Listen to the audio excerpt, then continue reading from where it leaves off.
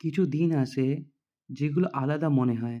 না কোনো উৎসবের জন্য, না কোনো বড় কারণে। শুধু একটা বিকেল, একটু ঠান্ডা হাওয়া আর ফিরতি পথ। আজ বিকেল 4:30 আমি ফিরছি হাওড়া। সারাদিনের শেষে হাতে ব্যাগ, চোখে ক্লান্তি আর মনে একটাই ইচ্ছে, একটু বাড়ির গরম চা আর নদীর হাওয়া। প্রতিদিন লক্ষ মানুষ পেরিয়ে যায়, কিন্তু প্রতিটি মুখে একটা আলাদা গল্প, একটা আলাদা গন্তব্য। বাসে উঠতেই ঠান্ডা বাতাস কাচের ফাঁক দিয়ে ঢুকে গালে লাগে।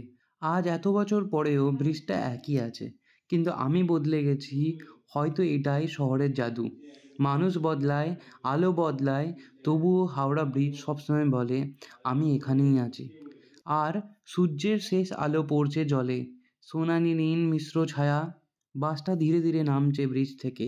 সামনে দেখা যাচ্ছে হাওড়া স্টেশন। মনে হলো ফেরা মানে শুধু বাড়ি পৌঁছানো নয়, এটা একরকম নিজের ভিতরে ফিরে যাওয়া।